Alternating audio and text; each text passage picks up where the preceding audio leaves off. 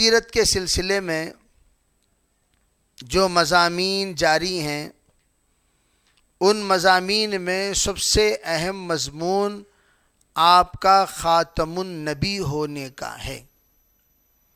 جیسے میں اکثر کہا کرتا ہوں، ایک ہے عقائد جس کا تعلق اللہ سے ہے، ایک ہے عقیدہ جس کا تعلق رسول سے ہے، یہ بعض وہ عقائد جس کا تعلق صحابہ سے ہے، بعض وہ عقائد جس کا تعلق اولیاء سے ہیں۔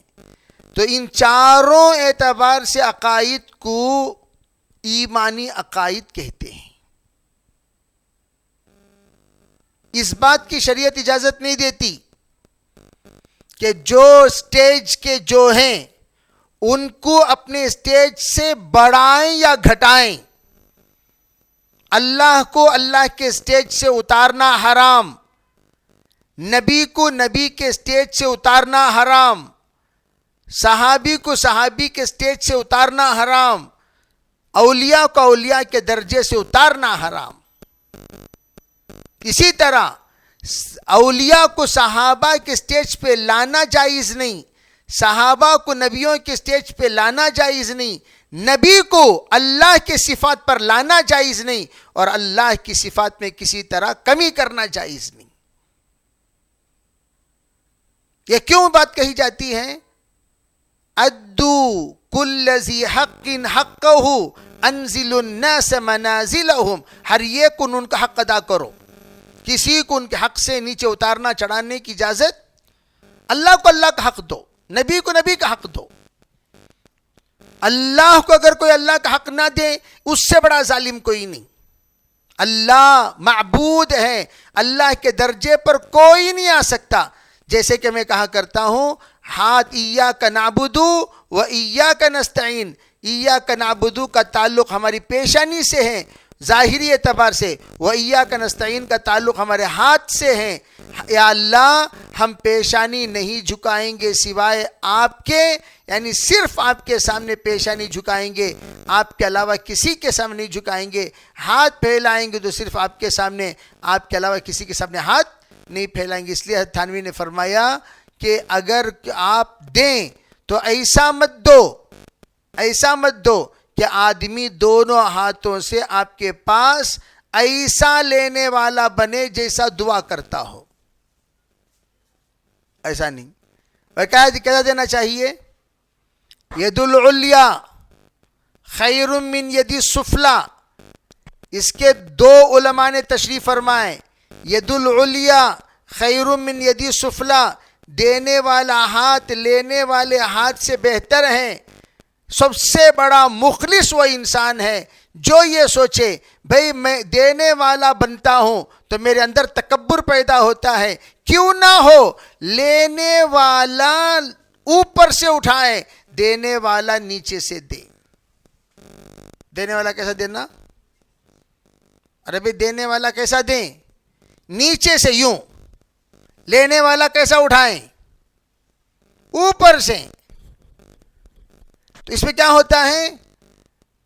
اس پر تواضع، انکساری، گویا میں جو دے رہا ہوں یہ حقیر نذرانہ ہے، قبول کر لیے تو میں زہے قسمت۔ تو ہم کیسا دیں؟ یوں۔ اگر اوپر ہم یوں لیجئے، نہیں۔ پیش کیسا کرنا؟ پیش کیجئے۔ اللہ اکبر۔ دیکھو ہمارے اکابر عجیب آداب سکھاتے ہیں۔ پیش کیجئے کسے کہتے ہیں؟ کہا ایک ہے بھئی اس طرح دینا، ایک ہے اس طرح دینا، ایک ہے اس طرح دینا۔ اس طرح دینا یہ پیش ہے، پیش۔ یہ کیا ہے؟ یہ پیش، یوں دیں۔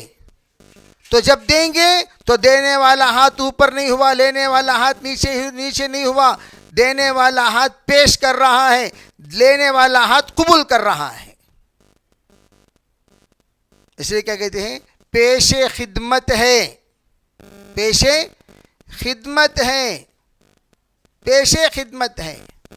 ایسا گویا اس کی اور حدیث میں حتی لا یعلم شمالہ لا تعلم شمالہ حتی لا تعلم شمالہ ما تنفق یمینہ.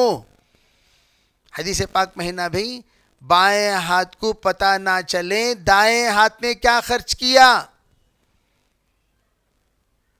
تو میں کیا فرماتے ہیں، تو جب سیدھا ہاتھ دینے لگا، دے تو نہ پتا چلے گا انہیں دیے بول کر، دینے کی طرح نہ دیں بلکہ ایسا دیں کہ ان کا لینا بھی پتا نہ چلے، ان کا دینا بھی پتا نہ چلے. تو میں یہ کیوں عرض کیا کہ ہر ایک کا مقام دیں، جس طریقے سے حق دینا ہے. اللہ کو اللہ کا مقام، رسول کو رسول کا مقام. اور رسول علیہ الصلاۃ والسلام سے جو عقیدہ رکھنا ہے وہ عقیدہ کیا کیا رکھنا. سب سے پہلا عقیدہ اللہ کے رسول علیہ الصلاۃ والسلام کے بارے میں نبی ہونے کے ساتھ رسول ہونے کا عقیدہ رکھنا. نبی ہونے کے ساتھ، نبی کسے کہتے ہیں؟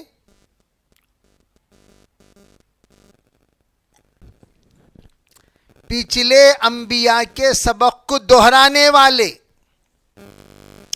رسول کسے کہتے ہیں؟ نیا سبق دینے والے. ارے بات سمجھ میں آ رہی نہیں؟ پچھلے انبیاء کے سبق کو دہرانے والے اور نیا سبق دینے والے. گویا کنٹینیو کرنا. اسی لیے آپ نے کیا فرمایا؟ بعثت لأتمم مکارم الاخلاق. میں کیوں آیا ہوں؟ تاکہ پچھلے انبیاء نے جو سبق دیا وہ سبق کو اینڈ تک پہنچاؤں، وہ سبق کو تکمیل تک پہنچاؤں، وہ سبق کو نتیجے تک پہنچاؤں. اس لیے میں آیا ہوا ہوں. اسی لیے آپ علیہ الصلوۃ والسلام پچھلے انبیاء کا مقام بیان کرتے تھے تاکہ ان کے سبق کی عزت احترام بھی لوگوں کے دلوں میں باقی رہے. اپنے مقام کو آپ علیہ الصلوۃ والسلام دوسرے نبیوں کے مقابلے میں ایسا نہیں بڑھاتے تھے کہ جس سے دوسرے نبی کی حق تلفی ہو، عزت میں کمی ہو. آپس میں لوگ بات کر رہے تھے، ایک یہودی ایک مومن. کس سلسلے میں بات کر رہے تھے؟ اپنے اپنے نبیوں کی شان میں. مومن کہہ رہے تھے ہمارے نبی تمہارے نبی سے اعلیٰ، افضل، ارفع. انہوں نہیں ہمارے نبی تمہارے نبی سے اعلیٰ. کیسے کہ معراج میں آئے تو بھیجے کون واپس؟ ہمارے نبی بھیجے. سو تمہارے نبی کو کیا معلوم تھا؟ اگر ہمارے نبی نہیں بھیجتے تمہارے نبی کہاں سے جاتے؟ تمہارے نبی نہیں جاتے نماز کہاں سے کم ہوتی؟ تو شان کس کی بڑی؟ تو حضرت نبی علیہ الصلوۃ والسلام کو اس کی اطلاع ہوئی. آپ نے بلایا دونوں کو، بدرو کیا کہہ رہے تھے؟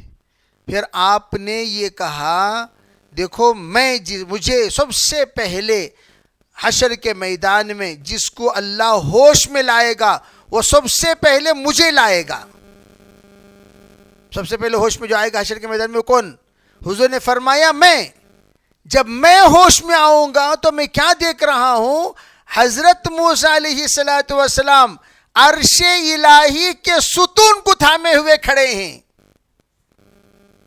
دیکھو یہ جیسے میں نے کہا نا، بڑا ہونے کے باوجود تواضع اسے بولتی سو انکساری، چھوٹا بننا، بڑوں کو بڑوں کی عزت دینا. حالانکہ حضور امام ہیں، تمام انبیاء مقتدی ہیں، حضور سید ہیں، تمام ان کے تابع ہیں، سید المرسلین، امام الانبیاء، تمام رسولوں میں سید، سردار، تمام نبیوں کے امام. تو کتنا بڑا مقام. لیکن اس کے باوجود کیا فرما رہے ہیں؟ میں جب اٹھا، میں جب آنکھ کھولوں گا، ہوش میں آؤں گا، کیا دیکھتا ہوں؟ حضرت موسیٰ علیہ الصلوۃ والسلام ستون تھامے ہوئے کھڑے ہیں. آپ نے پھر فرمایا مجھے یہ نہیں پتا حضرت موسیٰ مجھ سے پہلے ہوش میں آ گئے یا حضرت موسیٰ بے ہوشی نہیں ہوئے. کیوں؟ ہو سکتا اللہ عدل بدل کر دیا ہو. اللہ نے جس وقت نور فتجلی ربہ، اللہ کی تجلی ہوئی تھی کوہ طور پر، تو خر موسیٰ صعقا، موسیٰ علیہ السلام کیا ہو گئے تھے؟ بے ہوش ہو گئے تھے. ارے ہوئے تھے نہیں ہوئے تھے؟ تو وہ بے ہوشی کو اللہ تعالیٰ نے، یہ بے ہوش ہونے سے اللہ نے کہا، وہ بے ہوش ایک بار ہو گئے تھے نا موسیٰ، چھوڑو. اب موسیٰ علیہ السلام بے ہوشی نہیں ہو رہے. کیوں؟ وہ بے ہوش کے بعد جو ہوش میں آئے ابھی تک ہوشی میں ہیں. کس میں ہیں؟ ہوش. بے ہوش نہیں ہوں گے. اب ہو گیا ایک بار بے ہوش ہونا کا، وہ ہو گیا کوٹا ختم. یہ تعریف فرمائی حضور صلی اللہ علیہ وسلم نے. کیا بتانا چاہتے ہیں؟ بھائی میری تعریف میں اتنا غلو مت کرو کہ دوسرے انبیاء علیہ السلام کی شان میں کمی آ جائے. یہ حضور کا منشا. اس لیے علماء کیا کہتے ہیں؟ سیرت بیان کرتے وقت آپ علیہ السلام کی سیرت تقابلی مت بیان کیا کرو. حضور کو تقابل پسند نہیں. بعض لوگ کیا کہتے ہیں؟ آپ علیہ السلام کو معراج کے موقع پر چپل اتارنے کا حکم نہیں دیا گیا. طور پر جب گئے موسیٰ علیہ السلام، اللہ نے کہا فَقْلَعْ نَعْلَيْكَ إِنَّكَ بِالْوَادِ الْمُقَدَّسِ طُوًى. حضور گئے معراج پر، سب سے پہلی بات تھی حضور چپل پہن کو گئے کیا؟ چپل پہن گئے کیا جی؟ سوچنے کی بات. بستر سے سیدھا گئے. تقابل کیوں کرتے ہو؟ حضرت موسیٰ علیہ السلام نے دعا مانگی، رب اشرح لی صدری ویسر لی امری واحلل عقدۃ من لسانی یفقہوا قولی. یا اللہ میرے سینے کو کشادہ فرما، شرح صدر فرما، اور میرے معاملے کو آسان فرما. رب اشرح لی صدری ویسر لی امری واحلل عقدۃ من لسانی یفقہوا قولی. میری زبان کی گرہوں کو کھول دے تاکہ لوگ میری بات بآسانی سمجھ سکے. اور ادھر موسیٰ علیہ السلام مانگ کر شرح صدر لیے، اور ادھر مانگے بغیر ہی اللہ نے شرح صدر دے دیا. چنانچہ ارشاد ہے الم نشرح لک صدرک ووضعنا عنک وزرک. کیا ہم نے آپ کے سینے کو نہیں کھولا؟ تو وہاں مانگ کر اور یہاں مانگے بغیر.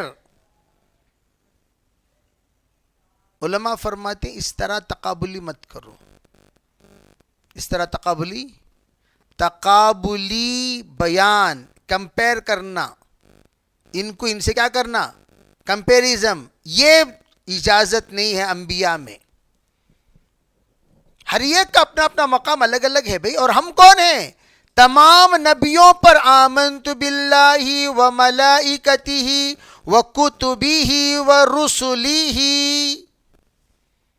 تمام رسولوں پر ایمان لانے والے ہم، جو تمام رسولوں کی عزت کرتے ہیں، احترام کرتے ہیں، قدر کرتے ہیں. بے ہم کیوں کسی رسول کو چھوٹا، کسی رسول کو بڑا کہیں؟ بے بڑے تو ہمارے رسول ہیں ہی، وہ بولنے کی ضرورت نہیں ہے.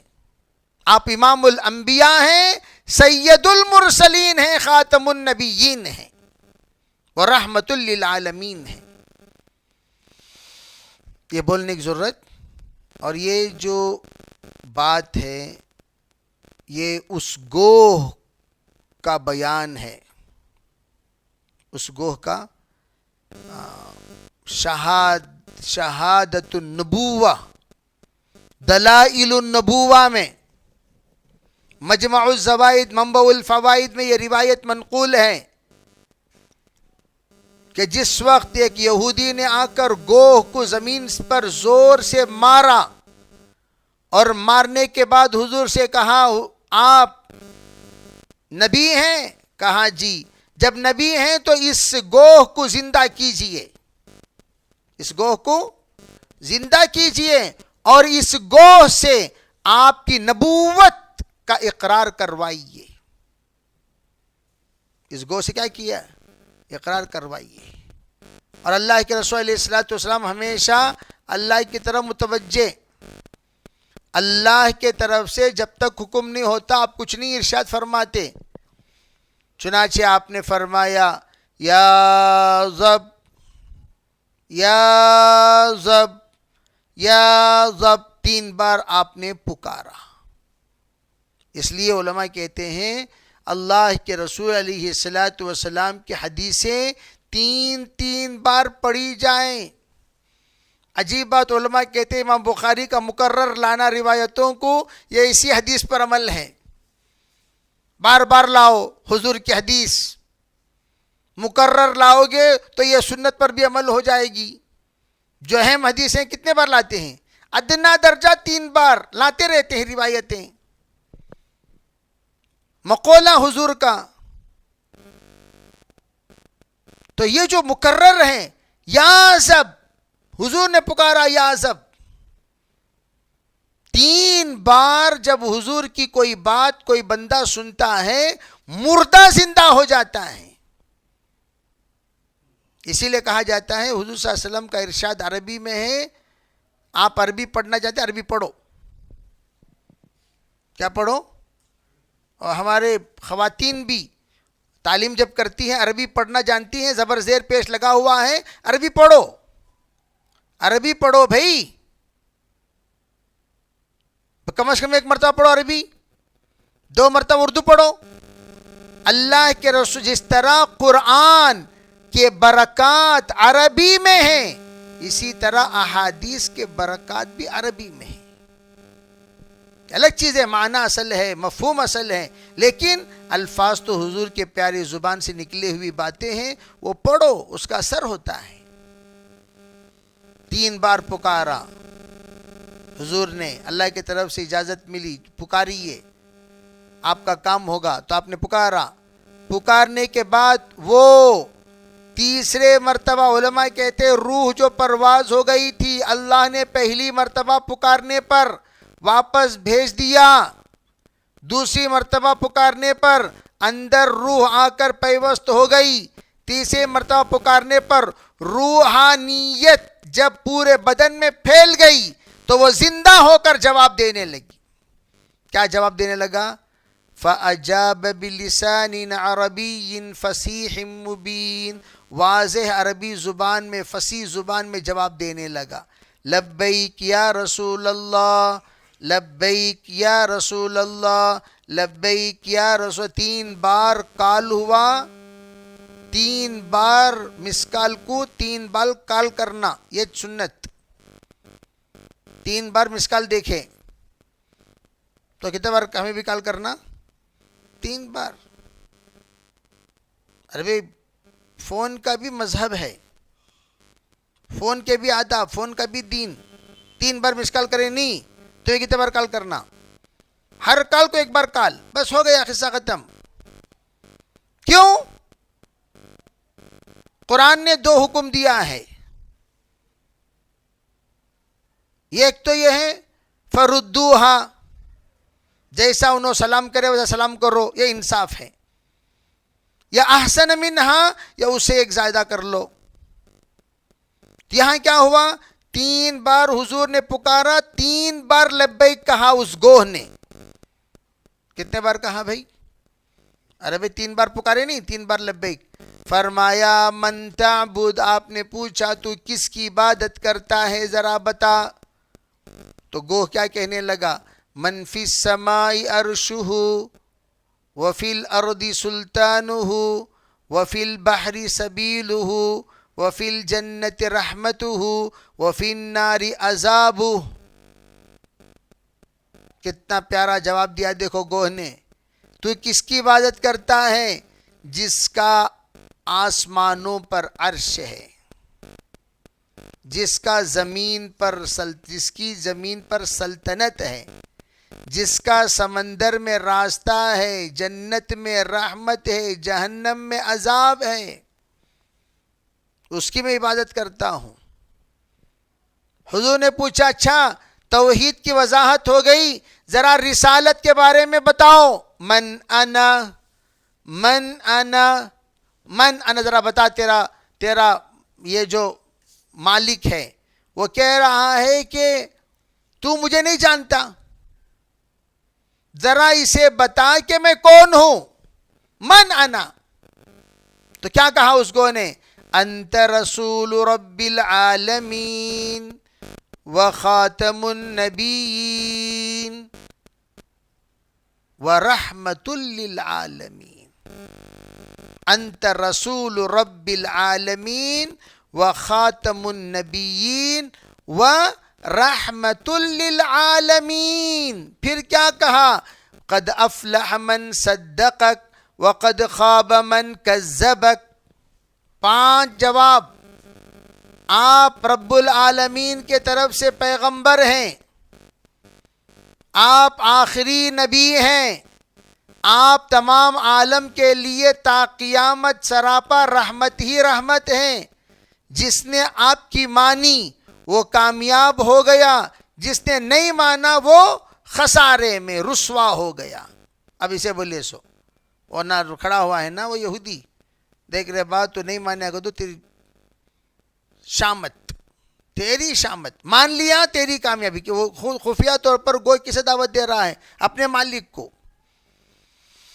تو وہ بیچارہ اس شہادت پر ایمان لایا. تو میں یہ عرض کرنا چاہتا ہوں کہ اللہ کے رسول علیہ السلام کے جو مقام ہے اس مقام پر آپ فائز ہیں. آپ کی فضیلت بہت بڑی فضیلت ہے اور آپ کے لیے حجت بہت بڑی حجت ہے. انشاءاللہ آئندہ آپ حضرات کے سامنے دوسرے قسط میں تفصیل سے بات بتائی جائے گی. اللہ تعالی ہمیں اپنے فضل و کرم سے عمل کرنے کی توفیق عطا فرمائے اور صحیح دین سمجھ کر صحیح دین سمجھانے کی اللہ توفیق عطا فرمائے. اللہم لک الحمد و لک الشکر. اللہم صلی علی سیدنا محمد وعلی آل سیدنا محمد وبارک وسلم. اللہم تقبل منا ما کان صالحا وصحنا ما کان فاسدا. ربنا آتنا فی الدنیا حسنہ وفی الآخرۃ حسنۃ وقنا عذاب النار. سبحان ربک رب العزۃ عما یصفون وسلام علی المرسلین والحمد للہ رب العالمین.